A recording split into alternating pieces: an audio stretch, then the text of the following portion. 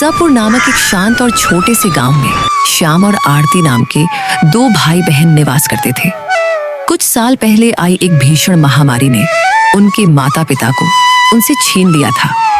उस दुखद घटना के बाद ये दोनों ही एक दूसरे की ढाल और सहारा बनकर जी रहे थे।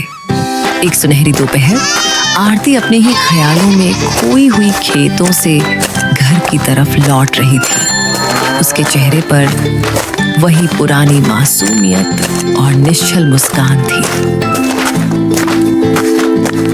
आरती, अब घर आने का समय मिला है तुम्हें। देखो, सूर्य देवता बिल्कुल सिर पर आ गए हैं और तुम अभी तक किसी चंचल तितली की तरह पूरे गांव में मटर गश्ती कर रही हो। अरे भैया, आप तो बेकार में ही नाराज हो रहे हैं। मैं तो बहुत पहले ही निकलने वाली थी, मगर रास्ते में देखा कि गौरी काकी की बेचारी बकरी झाड़ियों में बुरी तरह फंस गई थी। उसे वहां से सुरक्षित निकालने में थोड़ा वक्त लग गया। तुम्हारा तो यही स्वभाव है आरती। पूरी दुनिया की चिंता और मदद तुम ही करोगी, चाहे हमारे अपने घर का चूल्हा समय पर जले या न जले। तुम्हें बस दूसरों के दुखों को दूर करना है। भैया, आप व्यर्थ में इतना क्रोध क्यों कर रहे हैं? माँ हमेशा एक ही बात सिखाती थी कि जो इंसान दूसरों के काम आता है और दूसरों की पीड़ा समझता है, असल में वही सच्चा मनुष्य कहलाता है। आरती, अब वो माँ हमारे बीच नहीं रही। उनके द्वारा कही गई उन आदर्श बातों का आज की इस मतलबी दुनिया में कोई मूल्य नहीं बचा है। आज के दौर में कोई किसी के लिए निस्वार्थ भाव से कुछ नहीं करता। श्याम के गड्ढावे वचनों को सुनकर आरती एकदम मौन हो गई। उसकी आंखों की चमक फीकी पड़ गई और चेहरे पर उदासी छा गई। अरे आरती, जब तक मैं तुम्हारे साथ हूँ, तुम्हें किसी बात की चिंता करने की क्या आवश्यकता है। माता पिता के जाने के बाद इस संसार में तुम ही तो मेरी एकमात्र शक्ति और सहारा हो। श्याम की सांत्वना भरी बातें सुनकर आरती के मुरझाए चेहरे पर माता पिता के जाने के बाद पहली बार एक हल्की सी मुस्कान दिखाई दी। उसी क्षण श्याम के चाचा मनोहर, चाची मधु और उनका पुत्र रोहन वहां आ धमकते हैं। अरे बच्चों, कैसे हो? ठीक तो हो ना? बहुत मुश्किल से जिंदगी बीता रहे होगे ना भैया भाभी के जाने के बाद। हम ठीक हैं चाचा जी, अब जो है उसी में खुश हैं। खुश? वह भी झोपड़ी में। तुम्हारे हिस्से की जमीन को हमारे नाम कर देते तो हम तुम दोनों को अपने यहाँ रहने देते। तुम दोनों बहुत खुश रहते हमारे साथ। हाँ माँ, तुम सही कह रही हो। इनका घर भी पुराना हो चुका है और अब ये जमीन भी यूं ही पड़ी है, बर्बाद हो रही है। यह सब सुन के श्याम की आंखों में आग सी चमक उठी।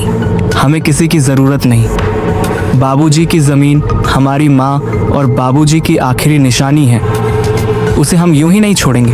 अरे श्याम, तुम्हारी जो खेतों की जमीन है वह तो बंजर ही पड़ी हुई है ना। और वैसे भी दुनिया समझदारी से चलती है। और देख लेना, एक दिन रोते हुए आओगे हमारे पास, तब समझ आएगा कि रिश्तेदारों से मुंह नहीं मोड़ा करते। श्याम और आरती को यह सब सुनाकर तीनों वहां से निकल गए और आरती यह सब सुन के उसका चेहरा उतर गया। भैया, क्या सच में हम अकेले पड़ जाएंगे? वो लोग हमारी जमीन लेना चाहते हैं ना? हाँ आरती, पर जब तक मैं जिंदा हूँ कोई हमारी जमीन छू भी नहीं सकता। तुझे कुछ नहीं होने दूंगा। रात को चूल्हे के आगे बैठी हुई आरती श्याम से बोलती है। भैया, मैंने माँ के कंगन को संदूक में रख दिया है। और हाँ भैया, कल गांव में भागवत कथा है, चलोगे ना? मन को थोड़ी शांति मिलेगी। हम नहीं चलेंगे आरती। लोग सोचते हैं कि हम प्रसाद के लालच में जाते हैं, पर हम तो अच्छे हैं ना।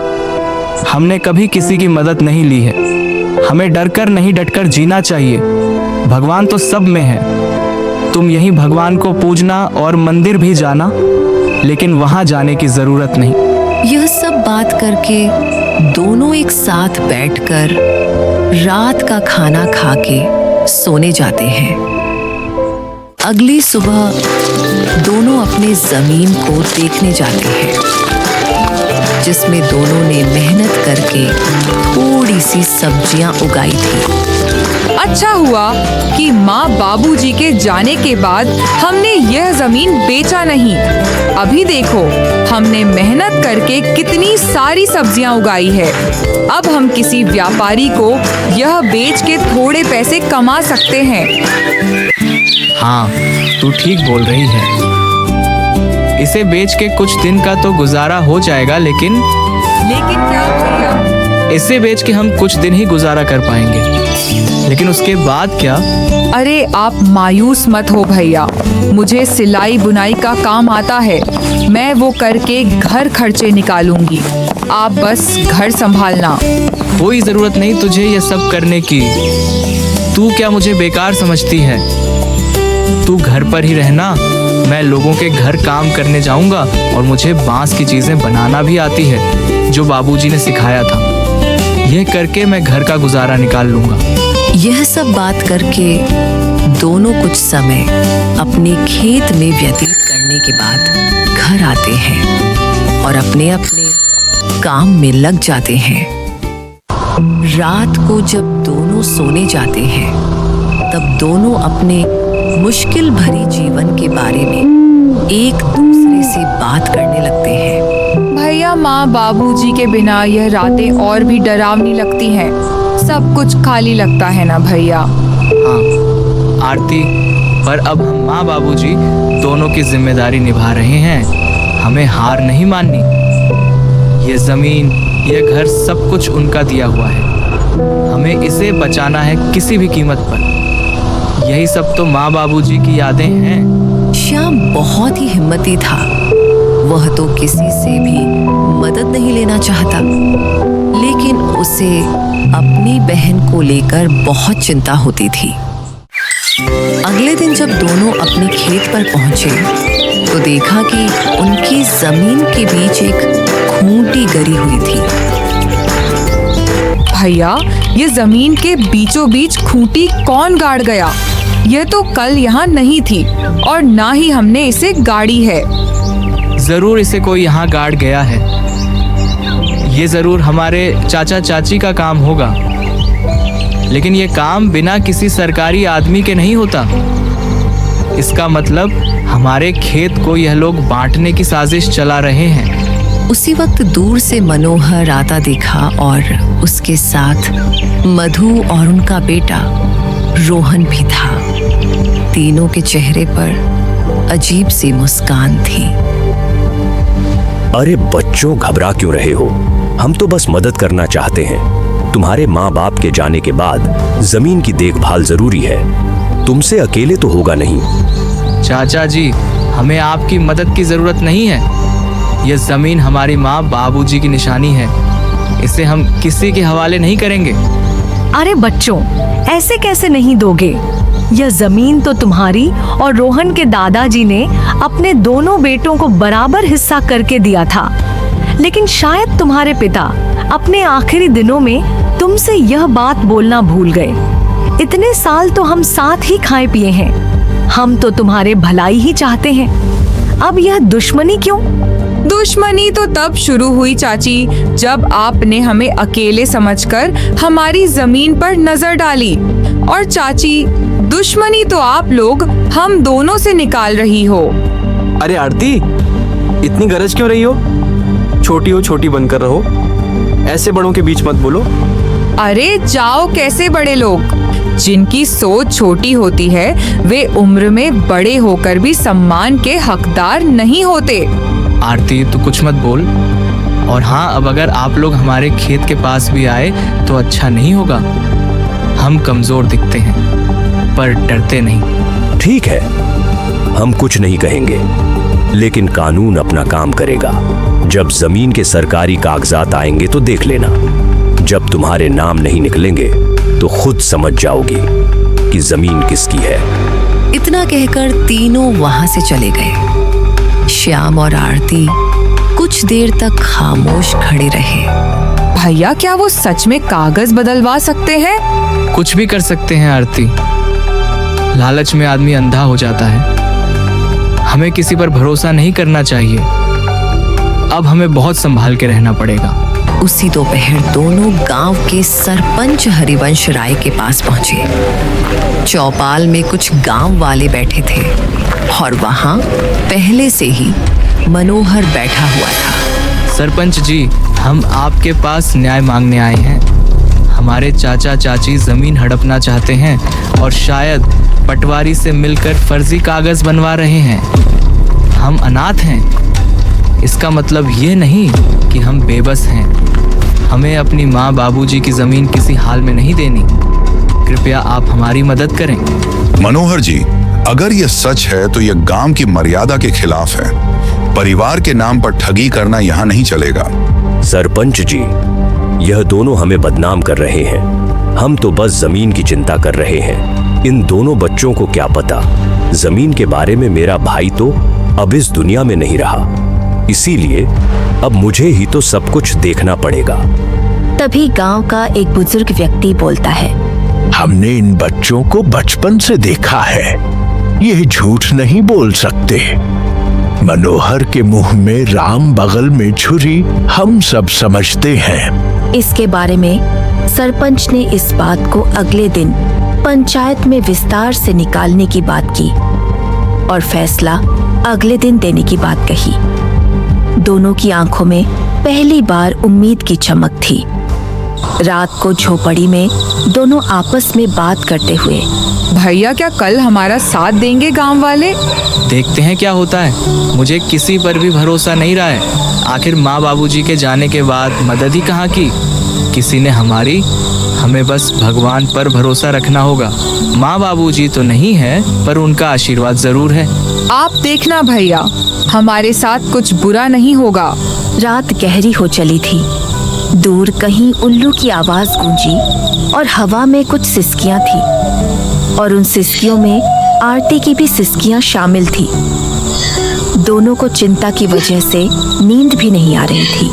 भैया विश्वास ही नहीं होता है ना कि हम अब अकेले हैं। कभी कभी तो ऐसा लगता है कि बाबूजी अचानक आएंगे और मुझे गले लगा लेंगे। हाँ आरती, मुझे भी उनकी कमी खटकती है, लेकिन तू चिंता मत कर। मैं हूं ना, जब तक मैं जिंदा हूं तुझे किसी चीज की कमी नहीं होने दूंगा। लेकिन भैया जब माँ बाबूजी गए तब सबने कहा था हम हैं तुम्हारे साथ। फिर धीरे धीरे सब दूर होते गए। चाचा चाची तो जैसे बस हमारे हिस्से की जमीन के लिए ही हमारे करीब थे। श्याम की आंखों में आंसू थे, लेकिन उसने उन्हें छुपाया। उसे अपनी बहन के सामने कमजोर नहीं पड़ना था। दुनिया बहुत चालाक है आरती। रिश्ते अब खून से नहीं, धन दौलत से बनते हैं। लेकिन हम भी अब चुप नहीं रहेंगे। अगर हमें अपने अधिकार के लिए लड़ना पड़े तो लड़ेंगे। सुबह होते ही गांव में एक अफवाह फैल गई कि मनोहर अब पंचायत से कहकर जमीन अपने नाम करवाने की तैयारी कर रहा है। गांव की गलियों में लोग कान्हा फूसी करने लगे। अरे सुन, सुबह धर्मपाल ने तो कमाल कर दिया। अपने ही भाई के बच्चों को बेघर करना चाहता है। हाँ काकी, कैसा रिश्तेदार है, अपने ही भाई के बच्चों को बेघर करने में तुला हुआ है। इन बातों की भनक श्याम को लगी तो वो आरती को लेकर सीधे सरपंच के वहां पहुंचे। सरपंच जी, हमें आपसे इंसाफ चाहिए। मेरे माँ बाबूजी की जमीन पर मेरे चाचा जबरदस्ती का दावा कर रहे हैं और आप लोग उनका साथ दे रहे हैं। मुझे आपसे ये उम्मीद नहीं थी। हम ऐसे चुप नहीं रहेंगे। सरपंच जी, ऐसे कैसे कोई भी आकर हमारी जमीन हड़प लेगा? थोड़े समय बाद मनोहर पटवारी के साथ वहां पहुंचा और मनोहर वहां पर झूठा नाटक करने लगा। सरपंच जी, हम तो बस इनकी भलाई चाहते हैं। भाई की मौत के बाद हमने ही इन्हें पाला है। आप तो यह अच्छे से जानते हैं और अब जब यह बड़े हो गए तो हमें बदनाम कर रहे हैं। जरा सोचिए, क्या यही इंसानियत है? श्याम बेटा, तुम्हारे चाचा तो ठीक कह रहे हैं। तुम लोग तो एक ही परिवार के हो, फिर परिवार के बीच यह झगड़ा क्यों? वैसे भी सरकारी कागजात के हिसाब से तुम्हारी जमीन में इनका भी हक है। ऐसे कैसे सरपंच जी? यह लोग हमारी मजबूरी को देखकर हमारा फायदा उठाने आए हैं। ये कोई परिवार नहीं है।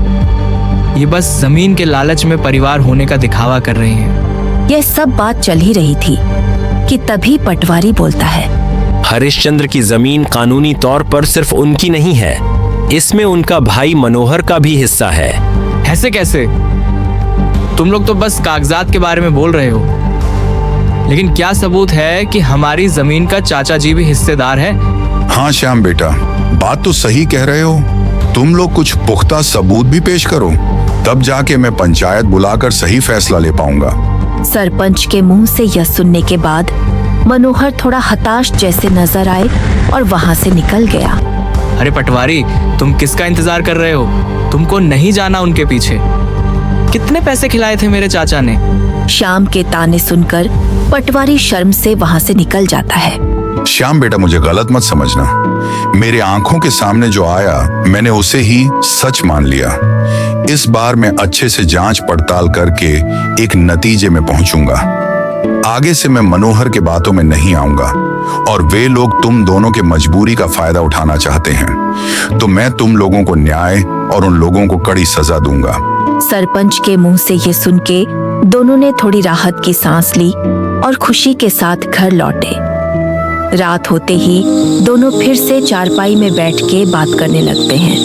भैया, आपको क्या लगता है, हमारी जमीन हमारे पास रहेगी या फिर हमारे लालची चाचा चाची को मिलेगी? हाँ आरती, मैं भी वही सोच रहा हूँ। उन लोगों का कोई भरोसा नहीं। वे लोग इतने लालची हैं कि हमारे साथ कुछ भी कर सकते हैं। माँ बाबूजी के जाने के बाद उन लोगों ने अपना असली रंग दिखना शुरू कर दिया है। यही सब चिंता में दोनों ने मुश्किल से अपनी रात काटी। गांव की हवाओं में हल्की सरसराहट थी। आसमान में बादल थे, पर बारिश का कोई नामो निशान नहीं। लेकिन श्याम और आरती के मन में बहुत कुछ उमड़ रहा था, जैसे भीतर कोई तूफान उठ रहा हो। घर का आंगन सुना था और दोनों के चेहरों पर चिंता की लकीरें साफ झलक रही थी। यही सब चिंता में दोनों ने मुश्किल से अपनी रात काटी। भैया, आज खेत चलें क्या? वो जो पिछली बार की सब्जियां बची थी, कहीं किसी जानवर ने नुकसान तो नहीं कर दिया होगा। कभी कभी किसी की गाय बकरी आ जाती है और पूरा नुकसान कर देती है। हाँ आरती, चलो। खेत को देखने से मन भी हल्का हो जाता है और बाकी बची हुई सब्जियां बेचने के लायक हो गई कि नहीं, साथ में देख लेंगे। लेकिन मुझे एक बात को लेकर चिंता है। गाय बकरी का तो पता नहीं, बस कोई इंसान हमारे खेत को नुकसान ना पहुंचाए। वैसे भी हमारे अपने ही हमारे जमीन पर बुरी नजर डाले हुए हैं। दोनों खेत की ओर चल पड़े। रास्ते में पेड़ों की छाव थी और चिड़िया की सहल पहल। जैसे ही दोनों खेत के पास पहुंचे, आरती ने दूर से किसी की परछाई देखी। भैया, वह देखो, वह रोहन ही है ना? रोहन उनके सामने खड़ा हो गया, आंखों में गुस्सा, चेहरे पर घमंड। वो वहीं दोनों का रास्ता रोककर उनसे बात करने लगा। बहुत घमंड आ गया है तुम दोनों में। पहले जब हम साथ में रहते थे तब तो तुम दोनों बहुत मासूम बनने का नाटक कर रहे थे और तो और जुबान भी नहीं खोलते थे, लेकिन अब जैसे गांव की मालिक बन गए हो तुम। रोहन भैया, हमने किसी से कुछ छीना नहीं है, बस जो हमारा हक था वही लिया है। हम आज भी किसी से बैर नहीं रखते और ना ही पहले किसी से मेहरबानी लिए थे। तुम लोगों को लगता है कि इतनी आसानी से सब कुछ ले लोगे? ये सब मेरे बाबा की ज़मीन है। पहले तो प्यार से हमारे साथ रहने को बोल रहे थे तुम लोगों से, लेकिन अब देखना, एक एक चीज़ छीन लूँगा तुमसे। तुम दोनों को ऐसा सबक सिखाऊंगा कि जिंदगी भर याद रहेगा। आरती रोहन की धमकी से थोड़ा डर गई और डरते हुए श्याम से बोली, भैया, इसने फिर धमकी दी है। आप कुछ बोलो ना, ऐसे कैसे? ये हमसे सब कुछ छीन लेगा। बहुत हो गया आरती, कोई जरूरत नहीं इसके साथ झगड़ा करने की। मैं भी देखता हूँ कौन हमसे क्या छीन लेता है। और हाँ रोहन, तुम यहाँ से चले जाओ, नहीं तो हम पंचायत में जाकर बोल देंगे कि तुम हमें अकेले देख धमकी दे रहे हो। हाँ हाँ, जा रहा हूँ। लेकिन हाँ आरती, तुम बहुत ज्यादा ऊपर उड़ रही हो, संभाल के रहना, कब नीचे गिरेगी पता ही नहीं लगेगा। ऐसे ही रोहन दोनों को धमकी देकर वहां से चला जाता है। रोहन की धमकी भरी बातें सुन के दोनों थोड़े मायूस हो जाते हैं। श्याम जो अपनी बहन के सामने हिम्मत से खड़ा हुआ था, लेकिन उसके मन में भी डर था। वो मन ही मन रोहन की बातों को लेकर बहुत चिंतित था। कुछ समय के बाद दोनों घर लौटे। घर लौटकर दोनों चिंता में डूबे हुए थे। रोज की धमकी ने दोनों के जीवन में बहुत सारे चिंता और दुख ला दिया था। भैया, ये लोग हमारे पीछे क्यों पड़े हुए हैं? हमने किसी का क्या बिगाड़ा है? हमारे चाचा के पास तो सब कुछ है। वो लोग हमसे अच्छी जिंदगी जी रहे हैं, फिर भी वे लोग हमारी जमीन हड़पना चाहते हैं। इंसान का लालच कभी खत्म नहीं होता आरती। भले ही इंसान के पास सब कुछ हो, फिर भी इंसान और चाह के लालच में दूसरे का नुकसान करते हैं या फिर अपनों का ही नुकसान करते हैं। हम तो इनके खिलाफ कोई बड़ा कदम भी नहीं रख सकते। उनके कर्मों का फल उन्हें भगवान जरूर देंगे। ऐसे ही कुछ दिन बीत जाते हैं। एक दिन अचानक मनोहर की किराने की दुकान में किसी कारण आग लग जाती है। जब दोनों बाप बेटे को यह खबर मिली तो वे दौड़ते हुए वहां पहुंचे। दुकान के बाहर लोगों की भीड़ जमी हुई थी, लेकिन गांव वालों ने पहले से ही आग बुझा दिया था। मनोहर और उसके बेटे को देख गांव वाले कान्हा फूंसी करने लगे। अरे यह आग ऐसे ही नहीं लगी, यह तो धर्मपाल और उनके परिवार के किए गए बुरे कर्मों का नतीजा है। उन्होंने बिन माँ बाप के उन दोनों बच्चों को बहुत परेशान किया था। गांव वालों की बात सुनकर दोनों बाप बेटे गंभीर चिंता में चले गए। श्याम और आरती के प्रति उनका जो व्यवहार था, वह सोच के मनोहर को बुरा लगने लगा। तभी दूसरे गांव का एक जमींदार बोलता है, जिसके साथ मनोहर यह दुकान चलाता था। अरे ओ मनोहर, दुकान में तो आग लग गई। मेरे पैसे तो सारे डूब गए। तेरे भरोसे मैंने तेरे जमीन में दुकान खुलवा कर व्यापार किया था। अब तो मेरे नुकसान का भरपाई तुझे ही करनी होगी। सेठ जी, पता नहीं ये हादसा कैसे और क्यों हुआ, लेकिन आप निश्चिंत रहें, मैं कुछ न कुछ करूंगा। आप मुझे थोड़ी मोहलत दे दो बस। अरे कैसी मोहलत? तेरे साथ व्यापार किया, वही तेरे लिए बहुत मदद हो गई। अब मैं तेरे लिए कुछ नहीं करूंगा। मुझे मेरे पैसे वापस कर और उसके बाद तू अपने रास्ते, मैं अपने रास्ते।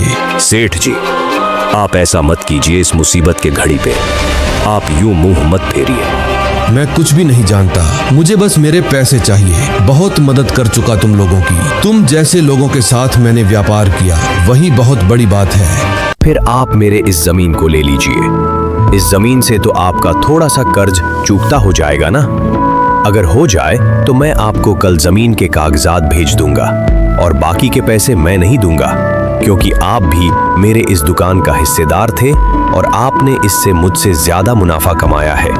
अब इसका पूरा नुकसान मैं अकेला क्यों झेलूं? ठीक है, तू मुझसे दुश्मनी मोल ले रहा है, देख लूंगा तुझे। फिलहाल तू मुझे अपनी इस जमीन के कागजात भेज दे, बाकी के पैसे तो मैं तुझसे बाद में वसूलूंगा। इतना कहकर दोनों वहाँ से गुस्से में निकल जाते हैं। अरे भाग्यवान, हमारे साथ ये क्या हो गया?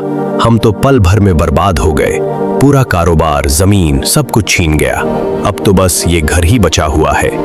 मुझे पता है ये सब भगवान हमारे बुरे कर्मों का फल दिया है हमको। आप ऐसे मायूस मत हो, कुछ रास्ता होगा। हम ऐसे कैसे बर्बाद हो गए? और हाँ, आप तो वो दूसरे गांव के जमींदार के साथ व्यापार करते थे ना, उनसे मदद मांगिए ना, वो तो कुछ मदद कर देगा। अरे कैसी मदद माँ? वो आदमी मदद करेगा। अरे मदद छोड़ो, उसने हमारे दुकान के जमीन को भी हड़प लिया। अरे ये क्या कह रहा है तू? अगर किसी से मदद नहीं मिला तो हम क्या करेंगे इस मुसीबत के घड़ी में? हाँ माँ बाबूजी, बिल्कुल सही कह रहे हो। हमने पाप किया है, हमें अब इसी दुनिया में पापों का फल भुगतना पड़ेगा। पता नहीं बिना पैसों के अब यह घर कैसे चलेगा। हाँ रोहन बेटा, तू सही बोल रहा है। अब हम ये घर कैसे चलाएंगे?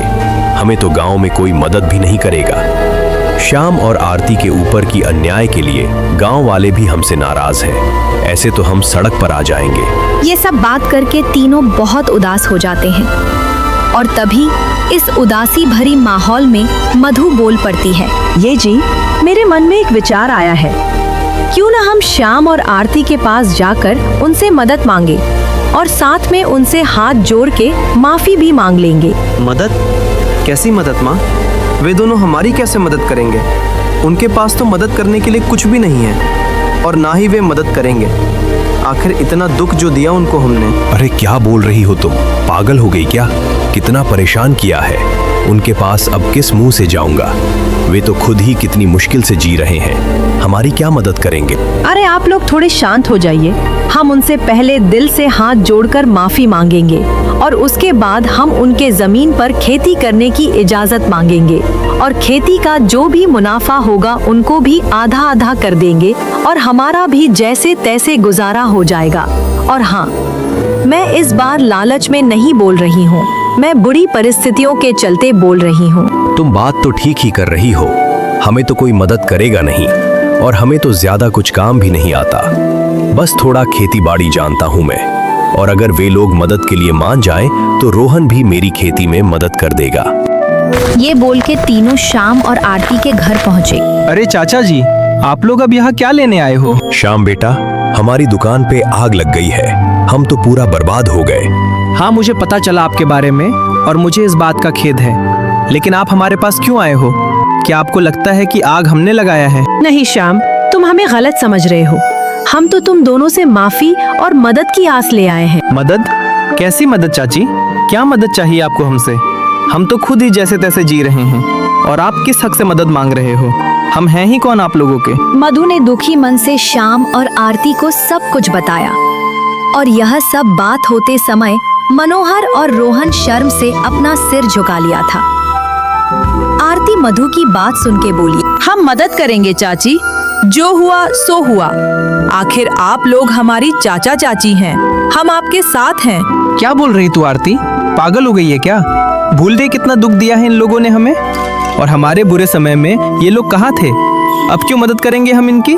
ऐसे मत बोलो भैया, आज माँ बाबूजी होते तो इन मुसीबत में इनकी मदद करते। और माँ बाबूजी कहा करते थे कि माफी बहुत बड़ी जीत है और माफ करने वाला ही असली विजेता है। श्याम आरती का मासूम चेहरा देख उसके खातिर मान जाता है और मनोहर, मधु और रोहन ने भी हाथ जोड़कर दोनों से माफी मांगते हैं और वादा करते हैं कि आगे से कभी भी उनका बुरा नहीं सोचेंगे।